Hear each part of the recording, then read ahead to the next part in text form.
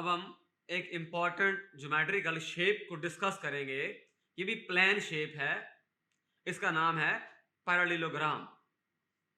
Parallelogram भी एक basically quadrilateral ही होती है। हमने लास्ट वीडियो में क्वाड्रिलेटरल को डिस्कस किया था। तो क्वाड्रिलेटरल भी बहुत सी टाइप्स आगे होती हैं, एंगल्स के लिहाज से, साइड्स के लिहाज से, और साइड्स की जो लेंथ है उनके लिहाज से, एंगल की जो मेजरमेंट है उनके लिहाज से। तो इस टॉपिक में, इस लेसन में, इस वीडियो में हम पैरेललोग्राम को डिस्कस करेंगे। पैरेललोग्राम के अंदर तीन खास बातें हैं। पहली बात कि अपोजिट साइड्स आर पैरेलल, ये पहली कंडीशन है। दूसरी खास बात क्या है? Opposite sides are equal. और तीसरी जो खास बात है वो ये है कि अपोजिट एंगल्स आर इक्वल। आइए इसको प्रैक्टिकली देखते हैं।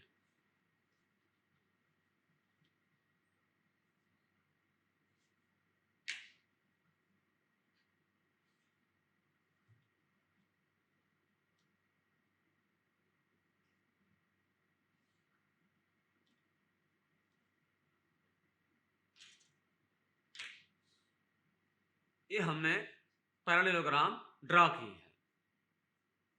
इसमें जो पहली बात मैंने आप बताई वो ये है कि अपोजिट साइड्स आर पैरेलल। ये साइड जो हैं, ये वाली साइड इसके पैरेलल है और ये वाली साइड इसके पैरेलल है। इसको नाम देते हैं ए, बी, सी और डी का। ये angle A, angle B, angle C और angle D, A B C D. इसमें यार सी बात है, ये क्वाड्रिलेटरल है, चार साइड्स हैं, चार कोने हैं, चार वर्टिसेस हैं और चार इसके साइड्स हैं। तो इसमें ये है कि angle A B C D. अब दूसरी बात जो हमें पैरेललोग्राम के बारे में अंडरस्टैंड करनी है, समझनी है, वो ये है कि अपोजिट साइड्स की लेंथ भी इक्वल होती है। यानी कि एक तो पहली चीज हम यहां ये लिखेंगे कि side A B is parallel to side D C, और साथ में side A D, line segment A D is parallel to line segment B C. ये पहली चीज है। और जो सेकंड बात है हमारे पास वो ये है कि लाइन सेगमेंट ए बी की जो लेंथ है वो इक्वल है लाइन सेगमेंट डी सी की लेंथ के, और ए डी की भी लेंथ जो है वो इक्वल है बी सी की लेंथ के। Opposite sides are equal. तीसरी बात ये है कि जो एंगल ए है और एंगल सी, ये दोनों अपोजिट हैं, ये दोनों भी इक्वल होंगे। Angle A is congruent to angle C और angle B is congruent to angle D. ये हमारे पास खास तीन बातें हैं जो पैरेललोग्राम के साथ अटैच्ड हैं। जब भी पैरेललोग्राम का जिक्र आएगा हमारे माइंड में फौरन ये तीन बातें आनी चाहिए। और अगर किसी का भाई तीन बातें होल्ड कर रही हैं, इसका मतलब ये होगा कि जो डायग्राम होगा वो पैरेललोग्राम होगा। अब पैरेललोग्राम के अंदर डिफरेंट स्पेशल केसेस हैं। अगर चारों साइड्स की लेंथ इक्वल हो जाए तो वो एक खास ज्योमेट्रिकल शेप बनती है, उसे कहते हैं रोम्बस। रोम्बस इस तरह की है।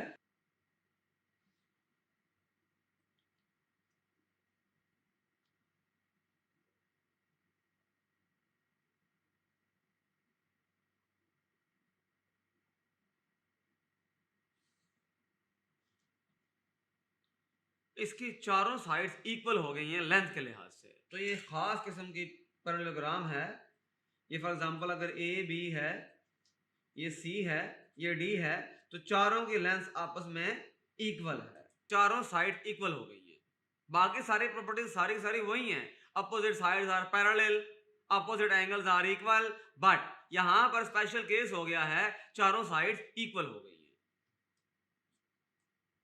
ए बी की जो लेंथ है वो इक्वल है बी सी की लेंथ के, वो इक्वल है डी सी की लेंथ के, और वो इक्वल है ए डी के लेंथ के। ये इसमें रोम्बस में खास बात है, इसे कहते हैं रोम्बस।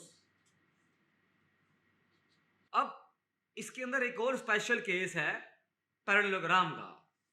वो है रेक्टेंगल। रेक्टेंगल एक ऐसी डायग्राम होती है जो कि बेसिकली क्वाड्रिलेटरल भी है, पैरेललोग्राम भी है, बट होगा ये कि उसका हर एक एंगल 90 डिग्री का होता है। होती वो पैरेललोग्राम ही है, बट हर एंगल कितना होता है? 90 डिग्री का। अगर किसी पैरेललोग्राम में हर एक एंगल 90 डिग्री का हो जाए तो वो हमारे पास बनती है रेक्टेंगल। अगर क्वाड्रिलेटरल के लिहाज से बात की जाए तो फिर हम रेक्टेंगल को कैसे डिफाइन करेंगे? पहली कंडीशन ये होती है कि अपोजिट साइड्स आर पैरेलल। दूसरी कंडीशन है अपोजिट साइड्स आर इक्वल। तीसरी कंडीशन है every angle is of 90 degree. तो वो रेक्टेंगल होती है। ड्रॉ करते हैं rectangle.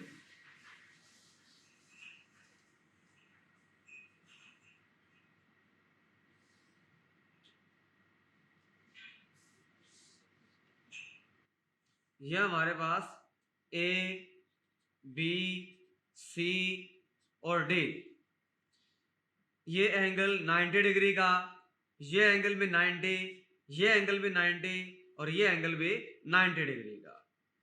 Every angle is of 90 degree.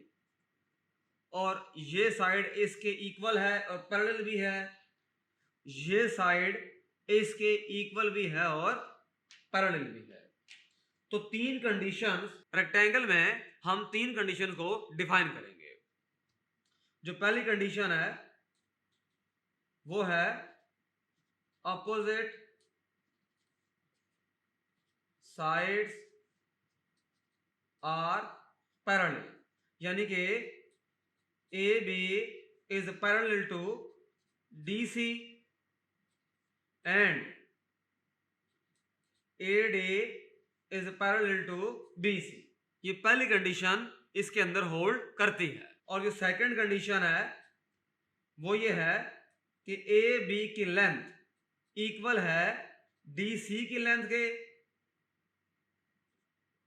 And A D की लेंथ इक्वल है बी सी की लेंथ के। Third condition, angle A is equal to angle B, angle C, angle D. और ये सारे के सारे जो हैं वो 90 डिग्री के एंगल हैं। हर एक एंगल जो है वो 90 डिग्री का है, हर एक एंगल जो है वो राइट एंगल है। रेक्टेंगल में एक खास बात है। अब रेक्टेंगल के अंदर भी एक स्पेशल बात है। रेक्टेंगल को अगर एक चीज इसमें कंडीशन और ऐड कर दी जाए, अगर रेक्टेंगल की सारी साइड्स इक्वल हो जाएं तो वो बनता है स्क्वायर। रेक्टेंगल में अपोजिट साइड्स इक्वल होती हैं, सारी की सारी साइड रेक्टेंगल में इक्वल नहीं होती। बट अगर ये कंडीशन अप्लाई कर दी जाए कि रेक्टेंगल में सारी साइड्स इक्वल हो जाएं फिर वो स्क्वायर कहलाता है। स्क्वायर की डायग्राम कुछ तरह की होती है।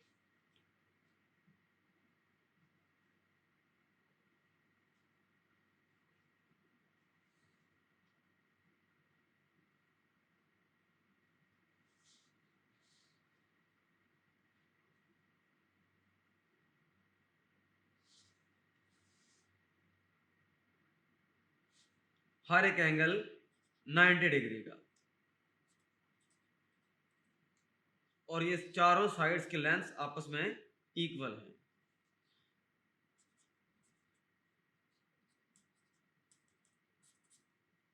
अगर रोम्बस में हर एंगल 90 डिग्री का कर दिया जाए वो भी स्क्वायर बन जाता है। अगर रेक्टेंगल में चारों साइड्स की लेंथ को इक्वल कर दिया जाए वो भी स्क्वायर बन जाता है।